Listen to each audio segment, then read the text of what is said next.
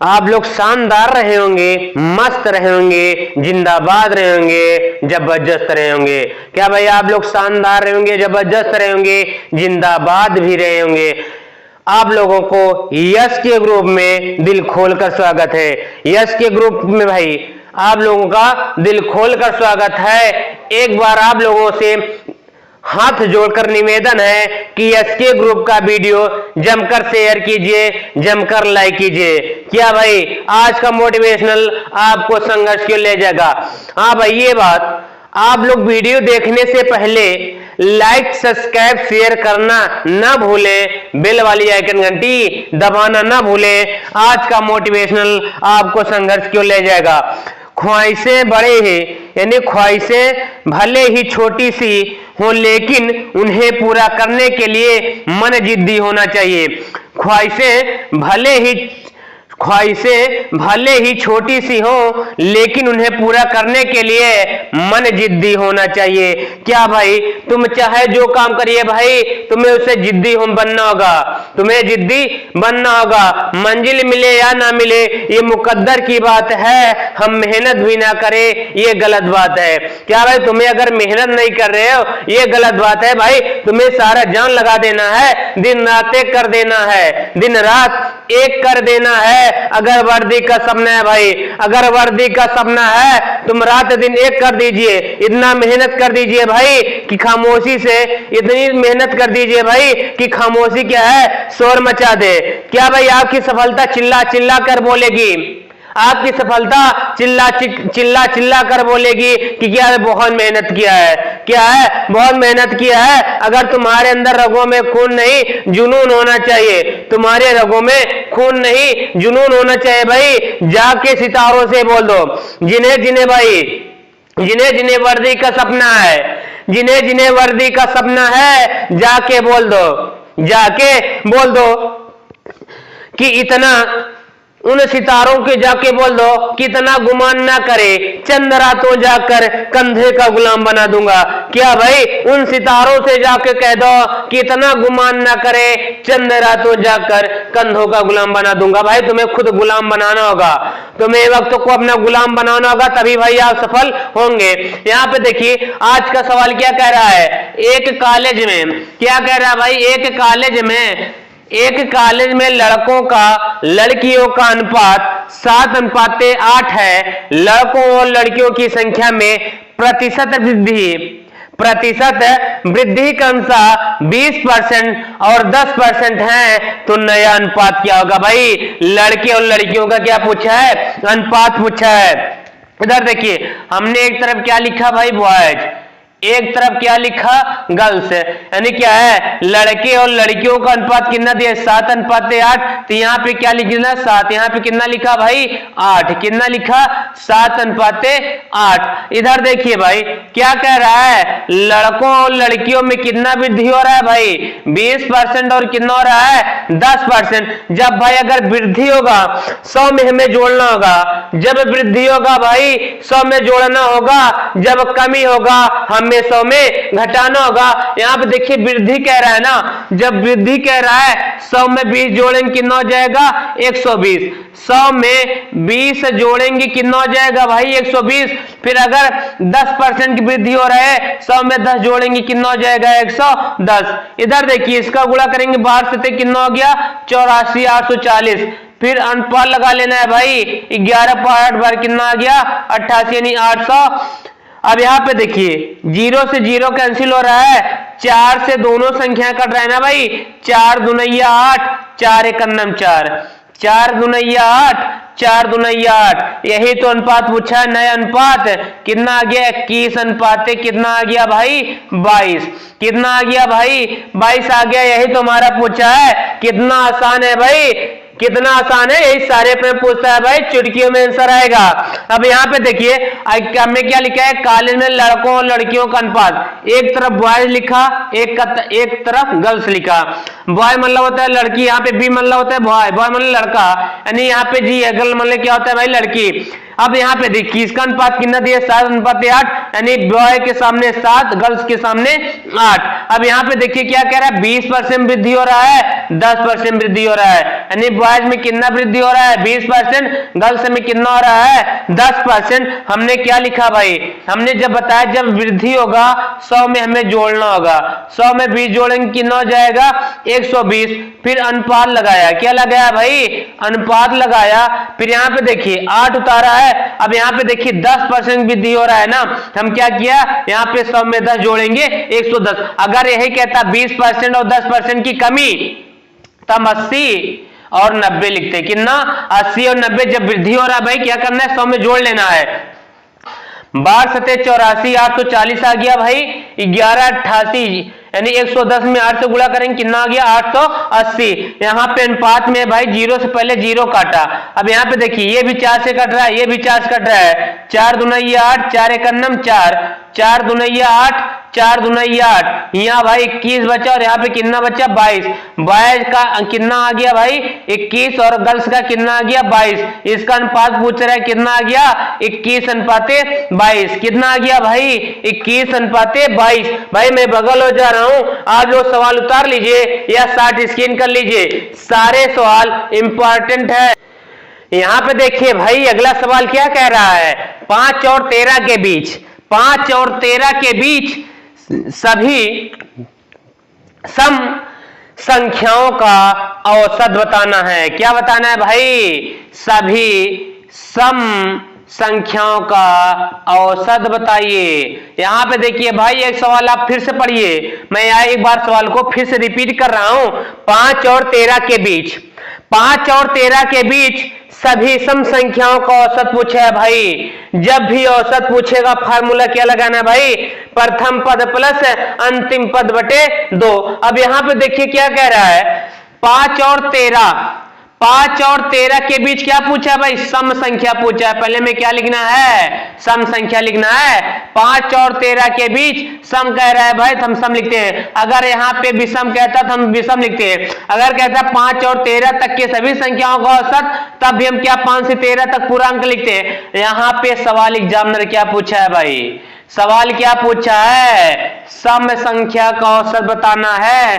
5 और 13 के बीच सम संख्या क्या होगा, 6 होगा, 8 होगा, 10 होगा, 12 होगा, यही तो होगा भाई 5 और 6 के बीच सम संख्या मतलब जो 2 से कट जाए। यहाँ पे 6, 8, 10, 12, इसका क्या पूछा है भाई, औसत पूछा है। क्या पूछा है, औसत। देखिए सब में अंतर 2 बराबर आ रहा है, कितना आ रहा है भाई, अंतर जब सब में बराबर है भाई, यानी डिफरेंट जब सबका बराबर है, औसत बराबर क्या होता है भाई, हम औसत बराबर फार्मूला होता है कुल योग बटे संख्या। क्या होता है, कुल योग बटे संख्या। हम भाई इस नियम से नहीं लगाएंगे, हमें क्या अगर और बड़ा अंक आ जाता हमें जोड़ने में कठिनाई होता, तो हमें इस तरह के फार्मूला नहीं लगाना है। तो हमें क्या लगाना है भाई, औसत बराबर हमें ये फार्मूला लगा देना है। क्या लगाना है, प्रथम पद, यानी हमने यहाँ पे p प्लस एल बटे कितना 2, p मतलब प्रथम पद, एल मतलब अंतिम पद यानी लास्ट पद, एल मतलब लास्ट, p मतलब प्रथम पद। इसमें कितना है भाई 6, हमने कितना उतारा 6। यहाँ पे लास्ट पद कितना है 12 है, तो हमने कितना उतारा 12। नीचे कितना है 2, 12 में 6 मिला दिया कितना आ गया 18, नीचे 2, 2 9 18, कितना आ गया औसत 9 आ गया। कितना आ गया भाई 9 आ गया। मैं बगल हो जा रहा हूं, आप लोग सवाल को उतार लीजिए या 60 स्कैन कर लीजिए, सारे सवाल इंपॉर्टेंट है, सभी प्रश्न एसएससी जीडी में आया हुआ। यहाँ पे अगला सवाल क्या कह रहा है भाई, यहाँ पे अगला सवाल यही कह रहा है, अमित 1 रुपए में कितना, अमित 1 रुपए में 7 वस्तु बेचता है। अमित 1 रुपए में 7 वस्तु बेचता है और उसे 20% हानि होती है। जब भाई 1 रुपए में 7 वस्तु बेच रहा है, उसे 20% की हानि हो रही है।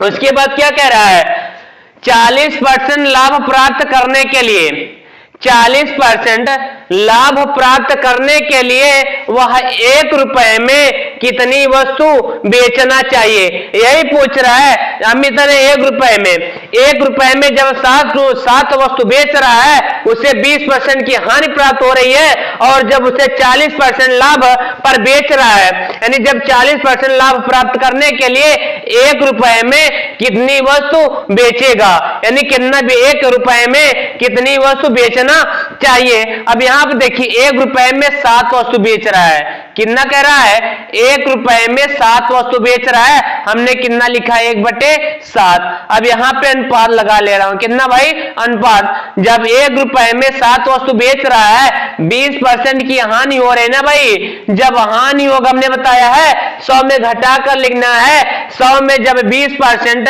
यहां पे देखिए हमारा कोई वस्तु है 100% में 20% हानि हो जा रहा है, कितना बचा भाई 80%, हमने यहाँ पे कितना लिखा 80%।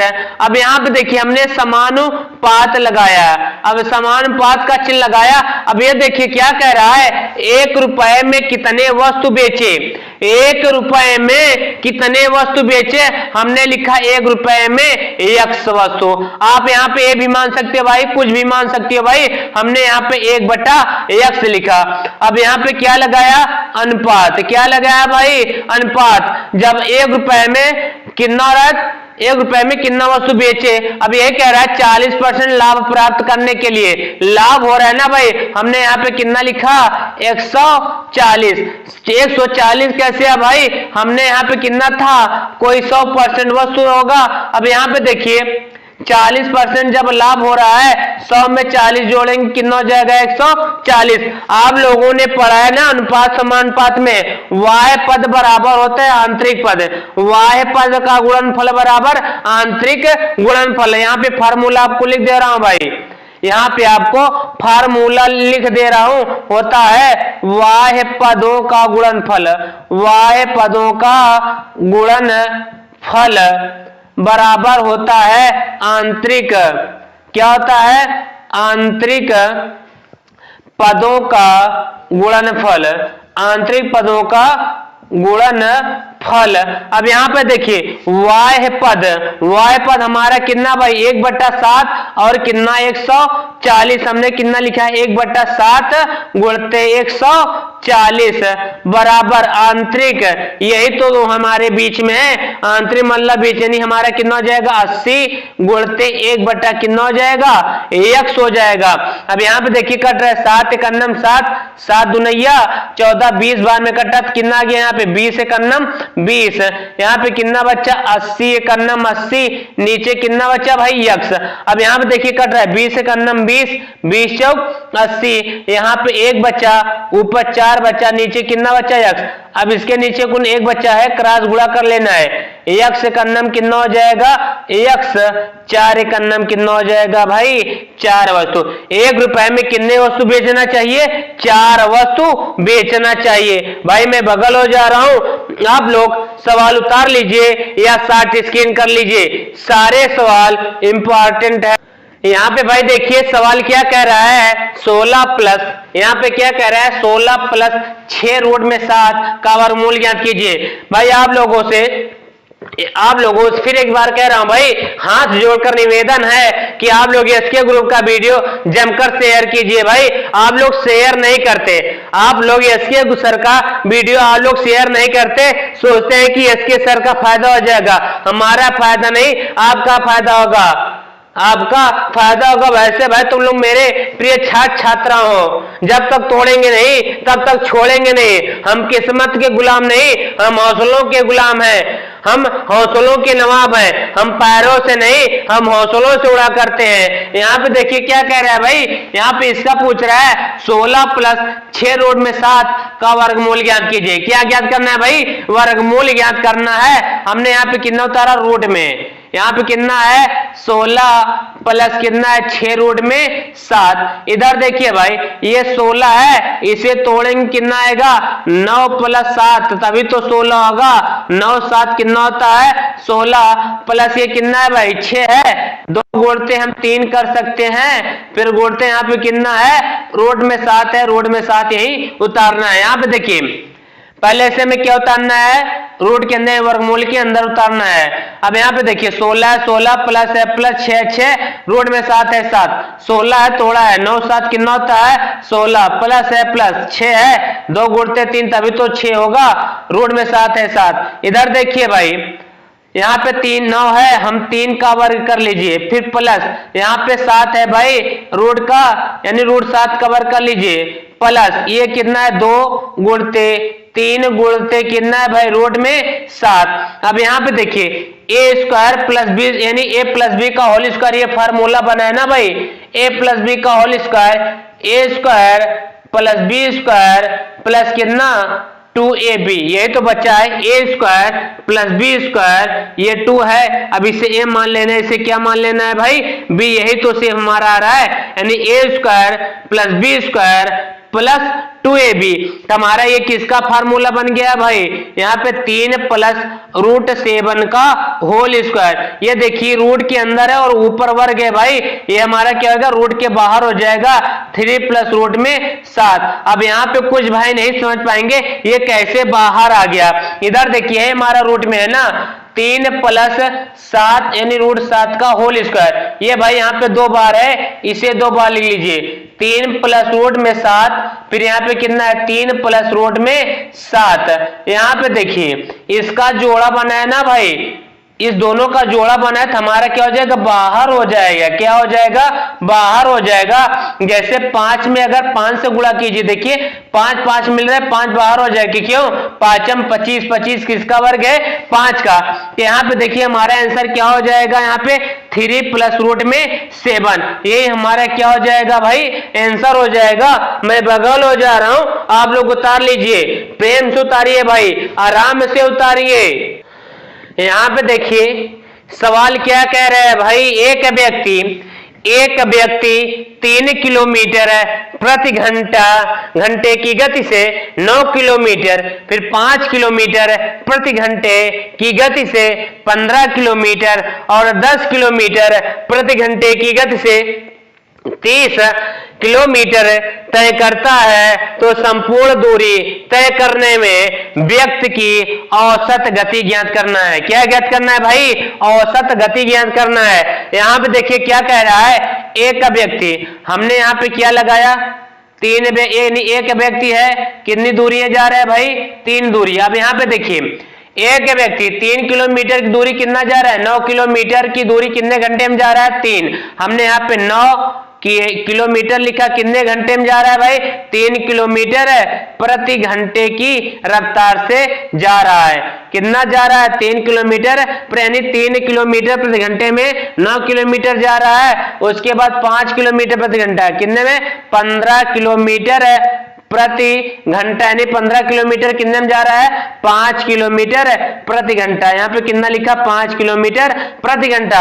उसके बाद क्या कर रहा है 30 किलोमीटर की दूरी कितने में तय कर रहा है 10 किलोमीटर प्रति घंटा की गति से। 30 किलोमीटर की दूरी कितने में तय करता है 10 किलोमीटर प्रति घंटे की गति से। अब यहाँ पे देखिए फार्मूला क्या लगाना है, कुल दूरी बटे समय, क्या लगाना है कुल दूरी बटे समय। हमने यहाँ पे कितना लिखा 9 प्लस 15 प्लस यहाँ पे कितना उतारा 30, नीचे 3 एक अन्नम 3 3 त्रिक्का 9, यहाँ पे कितना बचा 3, फिर 5 एक अन्नम 5 5 तिहाई 15 3 बचा, फिर प्लस 10 एक अन्नम 10 10 तिहाई 30, कितना बचा 3, ऊपर जोड़ा कितना आ गया 54, नीचे जोड़ा कितना आ गया 3 3 6 6 3 9 9 छक्का 54, कितना आ गया 6 किलोमीटर प्रति घंटा। यही पूछा है उसकी औसत गति यानी उसकी औसत चाल बताना है, कितना आ गया 6 किलोमीटर प्रति घंटा। मैं बगल हो जा रहा हूं, आप लोग सवाल उतार लीजिए या शॉर्ट स्क्रीन कर लीजिए, सारे सवाल इंपॉर्टेंट हैं। यहाँ पे भाई अगला सवाल क्या कह रहा है, अगला सवाल यही कह रहा है रूट में कितना है 201 माइनस 199, 101 माइनस 99, 301 माइनस 299, 401 माइनस 399 में कौन सबसे छोटा है, कौन सबसे छोटा है। पहले भाई आप लोग यहाँ पे सवाल उतार लीजिए, 201 फिर माइनस कितना 199, फिर यहाँ पे अगला सवाल कितना है, 101 माइनस कितना है 99, फिर कितना यहाँ पे 301 माइनस कितना है 299, फिर यहाँ पे कितना है 401 माइनस 300 कितना है 99। अब यहाँ पे देखिए पहले हम इस दोनों की क्या करेंगे भाई, अंतर चेक करना है। 201 में 199 घटाएं कितना आया है 2, 101 में 99 घटाएं कितना आएगा 2, 301 में 299 घटाएंगे कितना आएगा, यहाँ पे 301 में 299 घटाएं कितना आएगा 2 आएगा, 401 में 399 घटाएं कितना आएगा भाई 2 आएगा। देखिए सब में सेम वैल्यू आ रहा है, यानी सब में डिफरेंस यानी सब में अंतर बराबर आ रहा है। जब सब में अंतर बराबर है तो हमें क्या करना है भाई, देखना है कौन सबसे बड़ा है। यहाँ पे 201 है 199, 101 99, 301 299, सबसे बड़ा हमारा यही ना 401 399। जो जब अंतर बराबर आएगा भाई, जब अंतर घटाने पर बराबर आएगा, जो सबसे बड़ा अंक होगा वही हमारा क्या होगा, छोटा होगा। देखिए अंतर सब में 2 2 बराबर आ रहा है ना, जब अंतर बराबर चाहे 1 आए चाहे 2 आए चाहे 3 आए, बराबर जब भी आए भाई, जब आपसे छोटा पूछेगा जो बड़ा अंक है 401 माइनस 399 यही हमारा सबसे बड़ा है ना भाई, जो सबसे बड़ा होगा वही हमारा क्या हो जाएगा आंसर। पूछे कौन छोटा है तो लिख देना है यहाँ पे 401 माइनस 399 क्या है भाई, छोटा है। क्या है, छोटा है। यही हमारा क्या हो जाएगा भाई, आंसर हो जाएगा। मैं बगल हो जा रहा हूं, आप लोग भाई सवाल उतार लीजिए या शॉर्ट स्क्रीन कर लीजिए। हर परीक्षा में हर यहाँ पे देखिए भाई अगला सवाल क्या कह रहा है, 23 गुणते 1/3 कोष्टक में 15 है प्लस 14 है माइनस फिर 8 यानी रेखा कोष्टक है 8 है फिर प्लस है फिर कितना है 9। भाई ये दोनों पहले कोष्टक के बाहर इसे हल कर लेंगे। 23 से करने में कितना होगा भाई 23, नीचे कितना बचा है 3। अब यहाँ पे देखिए पहले प्लस वाला 15 और 14 जोड़ेंगे कितना हो जाएगा 29 हो जाएगा, माइनस है माइनस। अब यहाँ पे देखिए रेखा कोष्टक है 8 और 9 के ऊपर कोष्टक रेखा कोष्टक है, इन दोनों को पहले जोड़ लेना है। 8 और प्लस 9 है भाई, जोड़ेंगे कितना हो जाएगा 17 हो जाएगा।